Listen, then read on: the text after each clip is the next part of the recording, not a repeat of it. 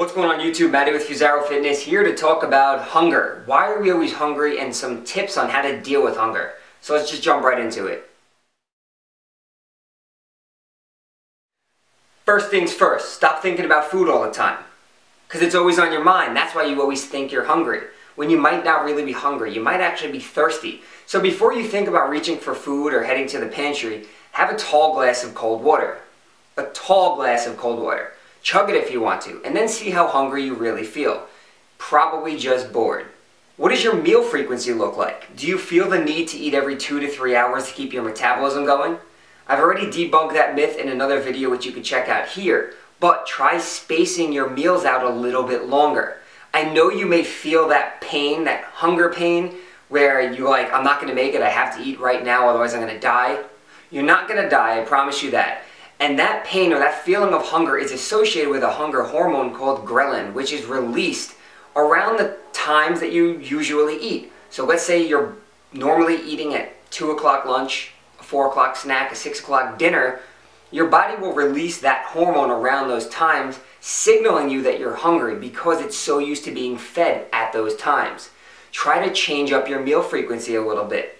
You may get hungry if you wait longer than 2 to 3 hours if you're not used to it, but over time, your body will get used to it. I used to be the every 2 to 3 hour guy. Now I can go 7, 8, 10 hours without eating. I don't get that pain anymore. I just eat when I have time to eat, hit my macros, and that's all I worry about. Be a little bit more flexible with your foods. If you're on such a rigid diet and you're restricting food intake or you're restricting foods and labeling foods as healthy and unhealthy, clean and dirty, you're probably going to have a problem satisfying your hunger because you're craving sweets, you're craving sugars, you're craving junk food.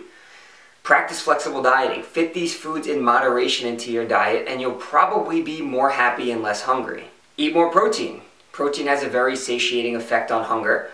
I don't know about you, but after eating a bunch of chicken breasts or a large steak, I'm really not that hungry afterwards. Eat more vegetables. I can't stress that enough. If you've seen my videos before on my salads or you've seen my posts on Instagram, I eat salads out of mixing bowls about this big. Why? Well, I like salad and it has high volume. It allows you to consume a lot of food but not a lot of calories. Personally, I'd rather sit there, take my time and eat a big meal than to just eat a very calorie dense sandwich or a burger that has 1,000 calories in it and within 10 minutes it's gone.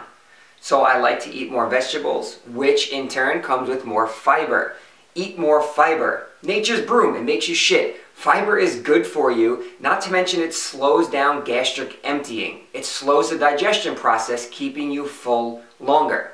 How much fiber? I've done a video on it, but simply put, about 10 to 12 grams per 1,000 calories is a good recommendation. You eat 3,000 calories, take in 30 grams of fiber. I do recommend a little bit higher. So if you're eating maybe 2,000 calories, you could still go for that 30 to 35 grams of fiber a day. 3,000 you can go a little bit higher. Exercise more. Although if you're watching this channel, you probably hit the gym regularly and train pretty hard. And a lot of times associated with exercise is increased hunger. After you kill a workout, you might be starving. But exercise is a great way to also reduce thinking about food and get your mind off of being hungry. Have some soup. Soup is just liquid. Have a low sodium cup of soup or bowl of soup before you eat a meal. It will probably reduce your appetite a little bit and stop you from overeating. And these are just a couple of simple tips. I'm sure you know many more. It really doesn't take that much. A lot of the times it's just something that we're always thinking about. We have to understand that food is not something that we should be rewarding ourselves with. We should be privileged that we have it. So thinking about food all the time is probably the #1 reason you're always hungry. And the hormones and science side of things will work themselves out as long as you are able to take control of yourself. So that's it. Hopefully these tips helped you out. If they did, if you enjoyed this video, don't forget to click that like button to help this channel grow. Subscribe to the channel if you have not already. Visit me on Facebook, Twitter, Instagram. Links are always in the description box below. And that's it. I appreciate your support as always. And until next time, I'll probably see you in the next video.